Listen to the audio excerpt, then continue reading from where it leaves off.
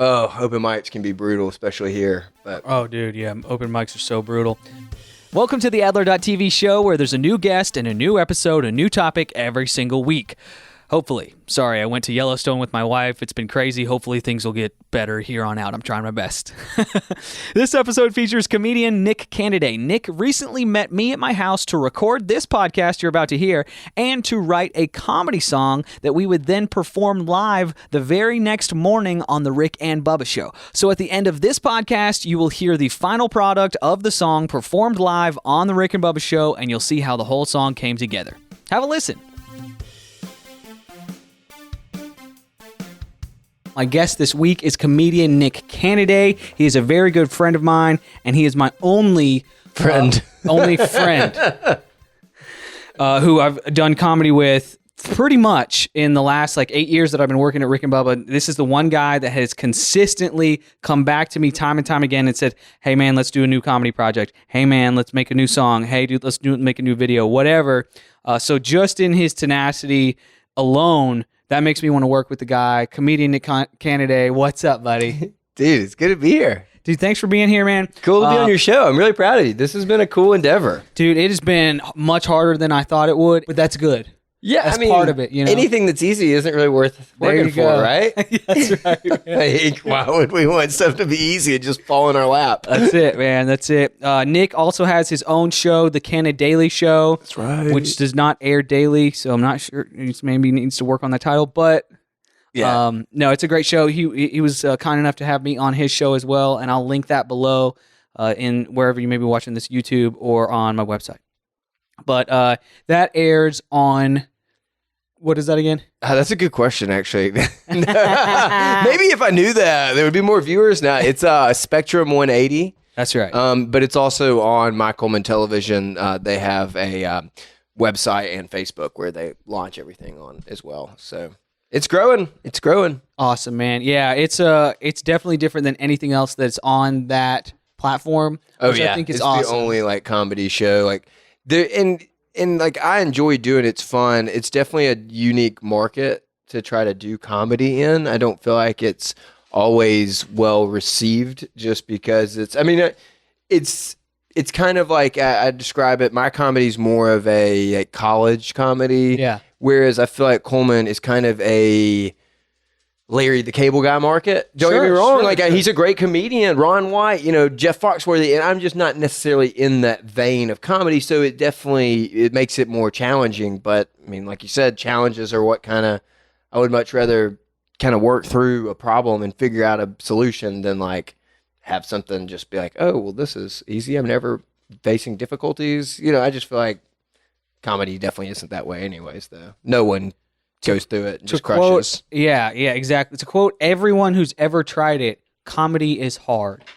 It is, man. It's so unbelievably hard. You're doing a couple open mics, you're running a couple open mics around Birmingham, and I know you're hitting Atlanta's comedy circuit as well, and some other places, Athens, I think, some other places too. Yeah, Huntsville, Tuscaloosa, Nashville. It's been that's awesome. I've been traveling a lot, getting out there. But you'd be surprised, man. There's so many great comedians right here in Birmingham. Yeah. Very, very strong scene. I mean, Roy Wood Jr.'s product from here. Yeah, he's got a Comedy Central show that's going to be filmed here.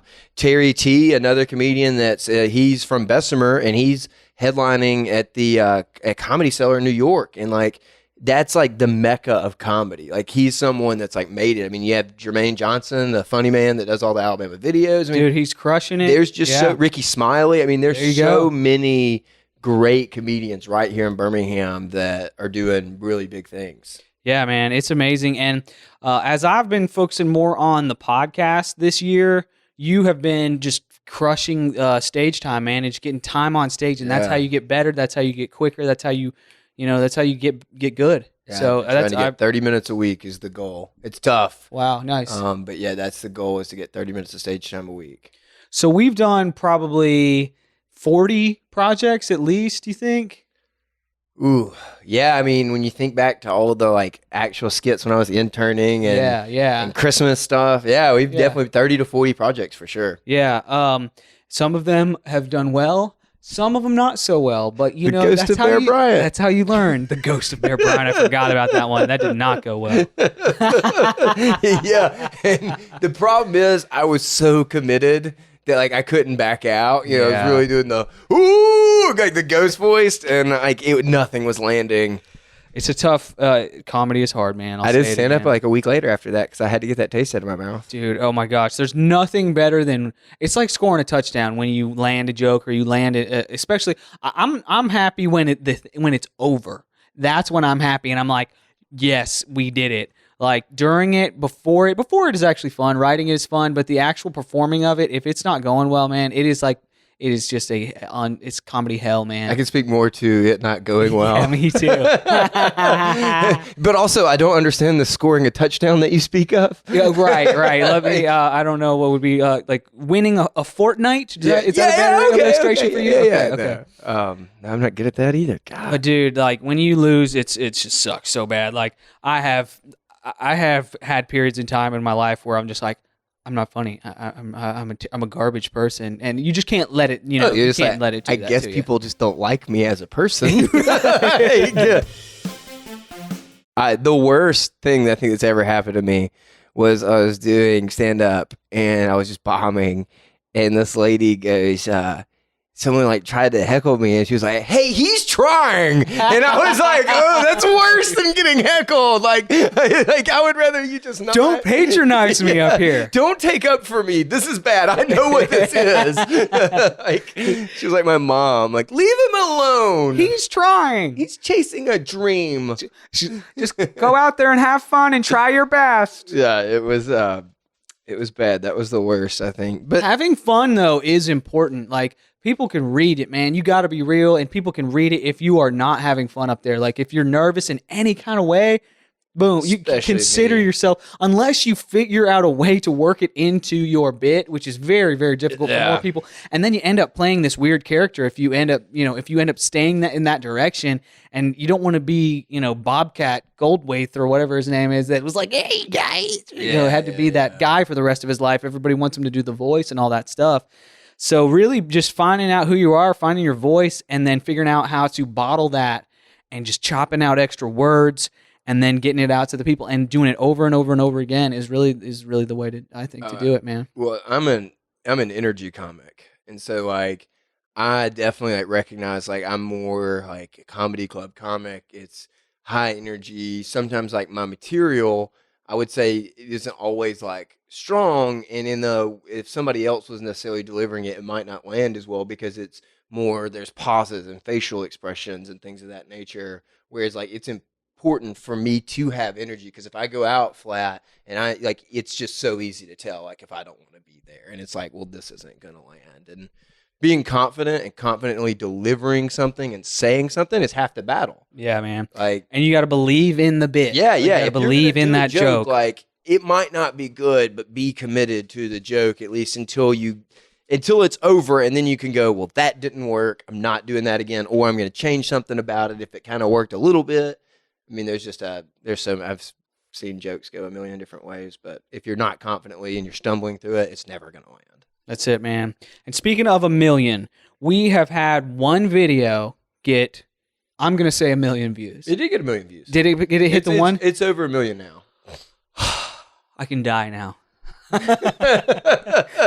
Success, ladies and gentlemen. I can consider myself a successful producer of video content, because man, like when you scroll through your feed and you just see tons of videos with millions and millions of views, and you've never hit that, and you've been doing that 10 years like I have, you're just like, okay, I should find a new job.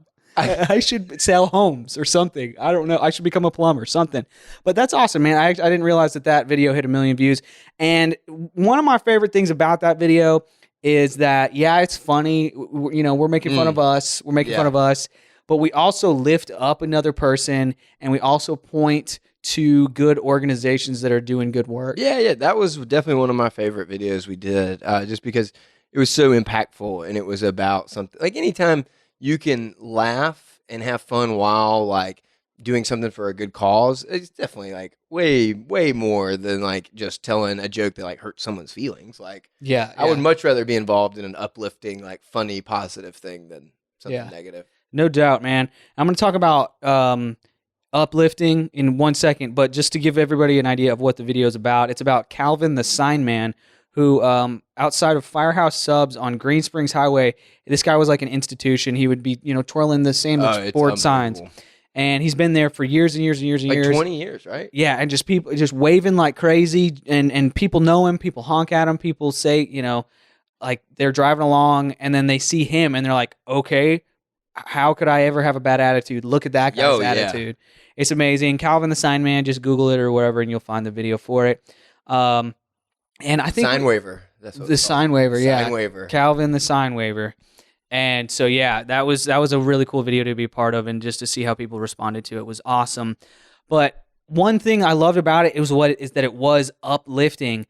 And you've heard of as a comedian, when you write jokes, you're never supposed to punch down, punch up, punch up. Like, and just to explain that for people that might not know, you're much more likely, and some people can break this rule. There are no rules in comedy, like whatever. I mean, you can break rules, but most of the time, there's a few rules. Yeah, there are a few rules. Most of the time, people have to follow that rule. Especially in 2018. Oh my gosh. Or 2019. Yes. Well, Very sensitive time for most people. Yeah. But as far as punching up, your joke should never make fun of somebody who's like worse off than you, like, monetarily or socioeconomically or intellectually or, anything like that. Just because, like, why do you feel the need to put that person down? Punch up. Like, I can make fun of President Trump, but President Trump, why would he waste his time making fun of me? That's punching down. And that, like, generally audiences are going to get a icky feeling from that. I spend the majority of my time punching down on me. There you go. Like, because then you give the audience a central figure. Like, it makes them comfortable. And it's like, honestly, it's self-awareness. I get it. I'm a big target. There's a lot of things. Like, and so it's just, it makes it, I don't know, being that central target, I would much rather people laugh at me than me, like, heckle, or like me go after a heckler and just make them feel terrible, which I'm definitely capable of doing and have done before, but I don't ever get a great feeling from it. It's just like, you made me do this. You made me be this person. Like, if you were to go after a person in the audience and be kind of mean-spirited about it, you're not going to get laughs. People are going to be like, why is this? But if it's a heckler that deserves it, the people are going to go nuts. Oh, yeah. Like I've definitely put a heckler in their place before and everyone loved it. Because it's just like, if you're going to a comedy show, rule number one, have a little bit of respect to at least just like watch or take your phone call outside. But most of the time, open mics can be brutal, especially here. But oh, dude, yeah, open mics are so brutal. You're running a good show though. When I was doing open mics, it was it just wasn't ran well, and bad comics would get 15 minutes on stage, and that just crushes everyone's will to even live in at all. Like. It was bad. So you gotta run a tight show. If somebody's struggling, keep them at 3 minutes and give them off the stage. Yeah. At least it's a quick turnaround, and people don't have to sit through a terrible set where somebody's just really like venting or something like that. If people get up there with no material at all, I will give them a light pretty early. Like I try to give every comedian 5 minutes, but if it's a person, like I said, not doing jokes, just venting, and up there, it's like, it's time for you're getting the light. And then another thing a lot of people don't do, and it's hard to do, but as soon as you start learning how to do it, you're going to be so much more successful, and that is to feel the room. If you're on stage and you're trying to deliver your jokes and somebody drops a glass, acknowledge it. Like that's one way to feel the room. Or if it's like really smelly in there, don't just get up there and try to do your material. Acknowledge that it's really stinky in there, or whatever the case may be. Feel the room, acknowledge your audience, know your audience. And people will be like, oh, this is a real thing. This isn't a fake, prepared bullcrap thing. This is a real thing, and that's a real person. I can relate to that person. I like that person. That person's funny. It's that many steps to getting someone to think that person is funny, a lot of times. Well, I like when something will happen that like a comedian will say something, and I'll have a joke in a similar vein. And so what I'll do, I'll get up there and be like, hey, did y'all like that when Peter said this about it? And like people be like, oh yeah. And it's like, well, what about? And then I kind of like, Nice. so it's like I already have built-in rapport That's based good off stuff. this other thing that I saw work with the comedian. And so it's always good to kind of like right off the bat, like you said, the great comedians are the best at that.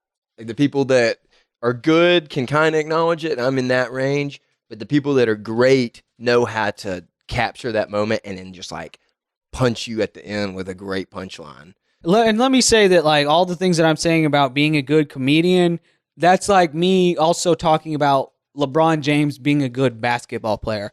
I need stage time, and I have a hard time making people laugh a lot of the times. Like I said, comedy is hard, so let me clarify. I don't think I'm a good, especially, I haven't been on stage in probably 5 years, man. So You got to get up, man. maybe 4, but I still have my set list. So. My mic's tomorrow night. Well, I'm actually going to be on my way to Yellowstone tomorrow night. Nice.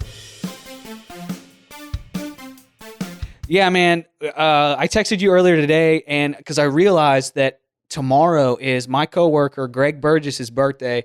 Greg and I get along probably better than anybody else at the show. I don't know why, but he's just a really easy to get along with dude. Funny dude. We have a good time. I think we both have like kind of like blue-collary backgrounds, and we hung out with the same kind of guys. When I worked at the Harley shop, when Greg tells stories about his time at the power company, it feels like I was hanging around the same guys. Yeah. So I don't know if that's like our common thread or what, but his birthday is tomorrow, and I just realized it today. And so just like in passing, I was just like, oh, your birthday's tomorrow, Greg? I guess I forgot to check my things I don't give a crap about calendar. And he just started busting out laughing. I was just like, you know what? That would be a good kind of premise for a song. And I haven't done a song in a long time on the Rick and Bubba show. I've been really focused on video production. That's my actual job. The songs and stuff like that, that's just like icing on the cake if I can make it happen. But going out there and doing a bad song, there's nothing worse than that. So a lot of times I tend to not. Which is not the best. Hey guys, what you doing the show? Mind if I derail it? Yeah, exactly. Like I've had way more success on songs when I have like at least like a week to work on it and think on it and sleep on it, that kind of thing. But since his birthday is tomorrow, that's when it's got to happen. Yeah. So I called up the only guy that has ever helped me do comedy ever, my buddy Nick Canaday. I sent him a text. I was like, dude, I need some ideas for a song. And you immediately started sending me bars. Rapid fire, man. Yeah, man. They were pretty good, too. Dude, they were great, man. So, this is how to write a funny comedy parody song by Nick Coco Canaday and Chris Adler. So, Greg's birthday is tomorrow. I think it would be funny just to play off of a lot of like the grumpiness that is Greg. As far as just like the structure of a song, you always want your show to build. You don't want it to feel like it comes out with a bang and then dies. You want it to come out with a bang and then build and build and build to a big ending bang for sure. So I was thinking I could start chill on acoustic, and then you unannounced could bust into the studio and do like a quick, what's that called? A feature? Yeah, like a feature rapper? Yeah. Yeah, you could do a feature rap and then we could do a back-to-back rap and then close it out. But that could change for sure. But I could definitely logic the heck out of this. I don't know who that is. He's a white rapper. No, I actually do. Slim Shady it. So I'm running out of white rappers. Vanilla Ice. Who else? And did you already say Logic? Yeah. Rob Bates, maybe? I actually don't know who that is. I'm so old, man. It takes two to make a thing go right. Oh, okay. I don't know if his name's Rob Bates. Seems kind of white. Is he white? I don't know. Think that guy literally was white. Speaking with zero knowledge. I don't think that guy's white. He might not be. Okay, I did some research and Rob Bass is definitely not white. I sent you just like a quick text and I was like, hey man, let me know if you got any suggestions for a Greg birthday song. His birthday is tomorrow. Yes. And within, let's see how much, what was the time of this turnaround? Within 4 minutes. Oh, I really want to help you with this. Ha ha. You're nothing but a grumpy old man. We tell people it's your birthday, but no one gives a what? I think we should say. So here's what we work on. Like Nick will throw an idea at me, and then I'll kind of throw it back, and we can toss it back and forth, and kind of really craft it for your audience. That being Rick and Bubba immediately in the room, and then the Rick and Bubba audience beyond that. Yeah. You have the word damn right there. I think that we should say what. Yeah. Don't give a what, and then just kind of clean it up a little bit. Damn to me is not like necessarily a swear word. I mean, it is. I think it's one of those that you can kind of get away with if you like. I don't cuss in my act. I might say like one cuss word in my act the whole time. Like, but it's usually not used in a like. Yeah. You know what I mean, dude? Yeah. So many comics just use cuss words as their punchlines. Yeah, and it's just like, that wasn't a joke. You just ended it with the F word, so we laughed because we were kind of uncomfortable. Absolutely. Like that happens all the time. You see that big time actors. In fact, I'm not going to throw him under the bus, but I got to mention Will Ferrell here. Hilarious dude. Obviously, one of the kings of comedy. Not one of the actual kings of comedy, but you know what I'm saying. And that movie, Land of the Lost. Land of the Lost. Yeah. Land of the Lost. That would have been much funnier to me if it wasn't rated R, because it was like so dependent on the F-bombs as the jokes. I remember. Honestly, the entire movie was. I just remember. This is funny. And Danny McBride. Danny McBride. Yeah. Him and Danny McBride. Who's the girl? I don't know. There was a girl. Yeah. I want to say Natalie Portman, but that's like, another bad Danny McBride. That's another bad Danny McBride movie. Yeah. And the whole movie was like, this is funny because we're saying the F word. And you're like, no, this is funny because you're traveling through time and running from dinosaurs. Like, to me, that movie would have been so much more funny if they had made it PG-13 and then maybe had 2 F-bombs in it. It that probably had a better premise. Maybe it's a better movie all in general. They should have made the movie. Okay, so I did some more research again, and Land of the Lost actually was rated PG-13, but it had a good bit of cussing in it, to me at least. It relied heavily on those cuss words as punchlines, which is not comedy. And I guess I was expecting it to be more of like an elf kind of movie, especially since it was based on the kids show Land of the Lost. And if you have to cuss in order to be funny, then anyway, here's back to Nick. You want some Gushers, bro? Oh, man, Gushers. What? There's more where that came from. Oh gosh, it was a classy podcast I'm running here. Yeah, man, Gushers and beer. The meal of kings. Yeah, like I feel like I'm 12 and 21. Like, yes. It's like mom left me with too much money for the weekend. Dude, honestly, that's what I do when like my wife. Wait, they're all one color? Well, some are red. If you get the tropical, you'll have multicolor, and then if you get the red, you get the red. It's bogus. It's a scam. The red ones, the all red ones, are not as good as the tropical. Yeah, obviously. Yeah. You just ate them all at once. That's how I do it. That is a strategy. You remember when Nickelodeon was selling GAC? Which was just like slime, and people were buying it. Don't drop your GAC. If you drop your GAC in anything, sand on the sidewalk, sand, your GAC is ruined. Your GAC is destroyed. Bad GAC for sure. I feel like there's gonna be like 2000s kids watching this. Like, what are they talking about? What are they talking about? They had me. They lost me with GAC. What is GAC? Oh, dude, yeah, GAC, man, and Pogs, and like baseball cards and. Pogs, all kinds of physical things. Dude, kids don't. I'm still playing Pogs. I got a slammer in my pocket right now. If you have a slammer in your pocket right now, you need to leave. Podcast over. Dude, once you get old enough for a phone, I swear, kids abandon all physical toys after that. Oh, man. I still have my toys. Now. I don't play with them, but like I've got them saved for like my future hypothetical kids. Now they just want credits on their game or whatever to unlock the next thing or whatever, dude. Yeah, lame. Kids, you all suck. Yeah, kids, get out and y'all are going to have to start scheduling your like outside time. I remember being little. Have like vitamin D deficiency. I remember being little and being like, man, grown-ups are the man. Like they don't get it. And now as a grown-up, I'm just like, ugh, kids. Oh, dude, kids are the worst. Yeah. But I feel like we were cool kids though. I feel like kids now. We thought we were, but we weren't. Yeah, but I don't know, man. You're what, 32? Yeah. Yeah. So I'm 33 in almost exactly a month. Yeah. Okay. So I'm 33. I'll be 34 in December. So we're right at the same age, man. And like, no. You're older than me. Well, the transition, dude. Honestly, and I'm not trying to like rip on kids, and I'm sure my perspective is changing a little bit, but. There was a turn in our interns that occurred where you could tell that they've had an iPhone in their pockets Their whole life. their whole like their whole like aware life, and they're just different. They're like not as driven, and they're not as like, I hate to say this, like they're not as just like snappy and with it when it comes to social things. Like they're not as grown up. They're not a lot of things. I didn't get an iPhone until I was interning at Rick and Bubba in like 2012. Right. That was like my first iPhone.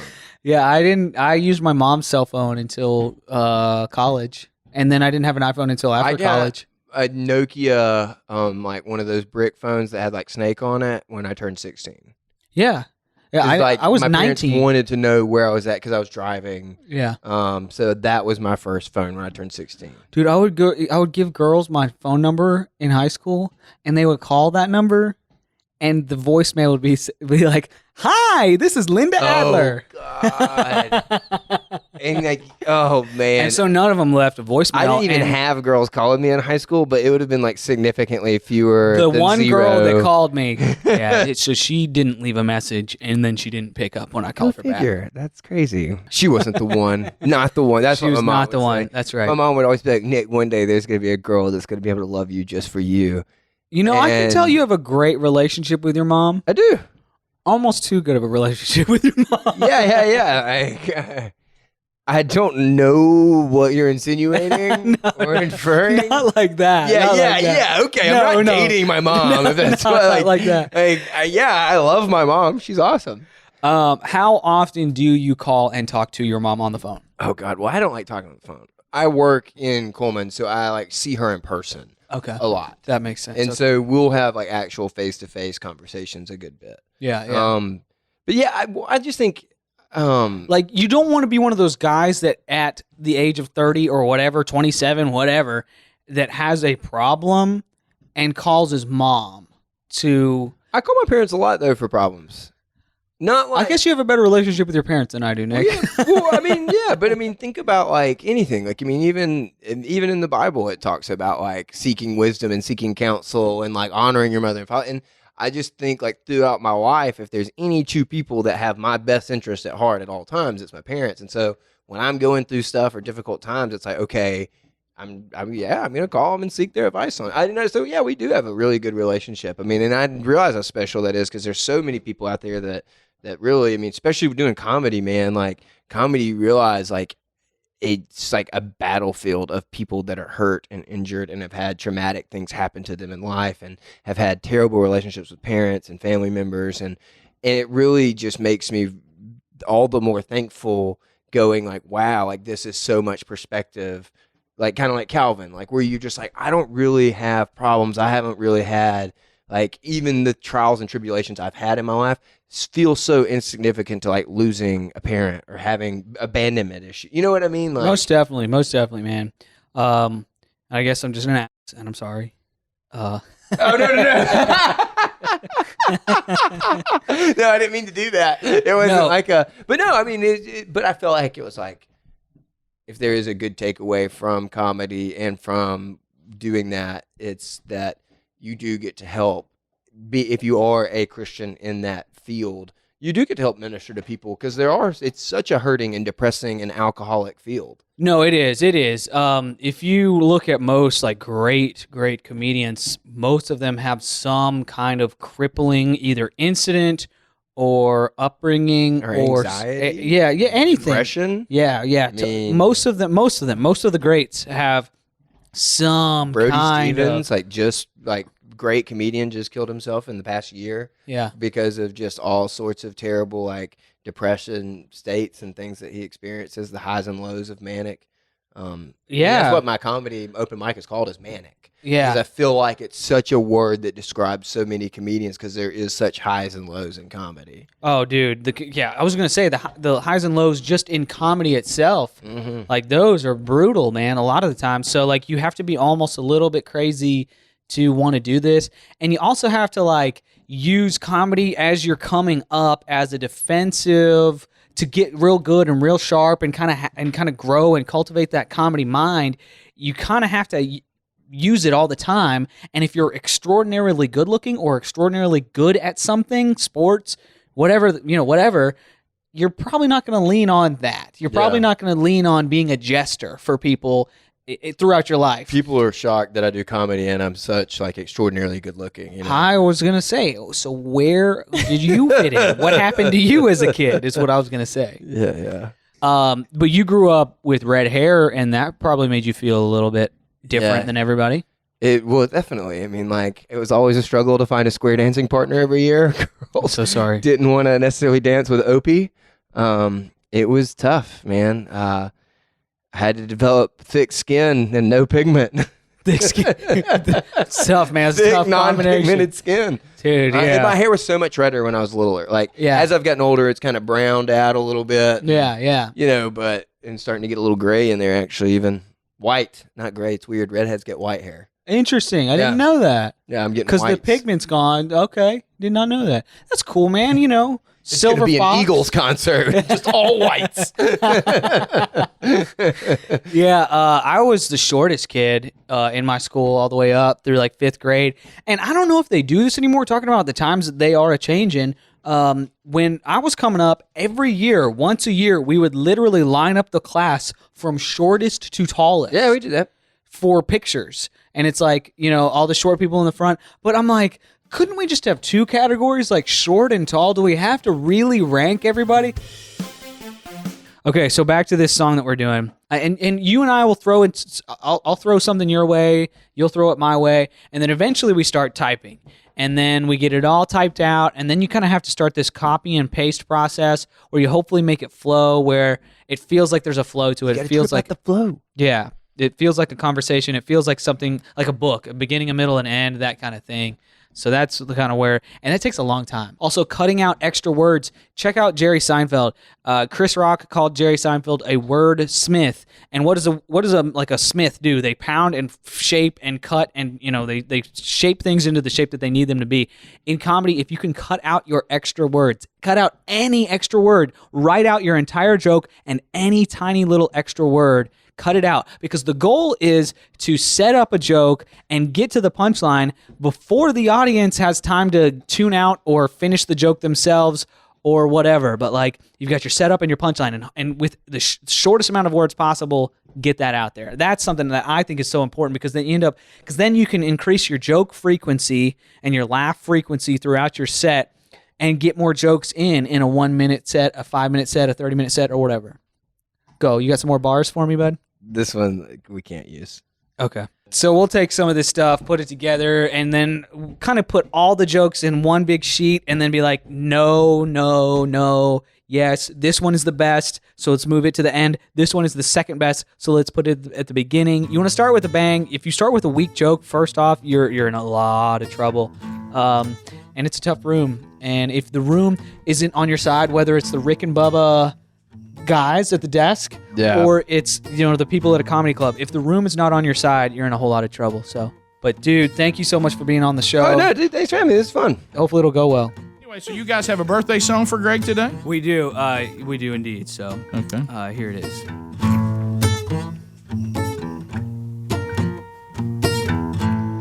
Greg, today's your birthday.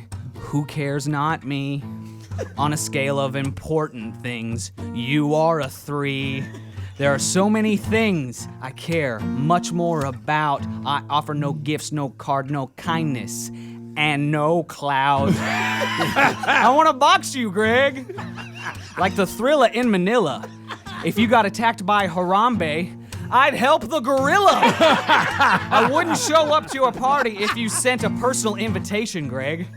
I'd rather be seen at Hitler's inauguration. What? You thought about that line over and over again, didn't you? What? Greg likes to sleep on his office couch. Quite a lot.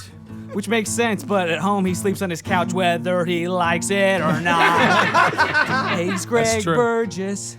He's the man laying power lines with a natty in his hand.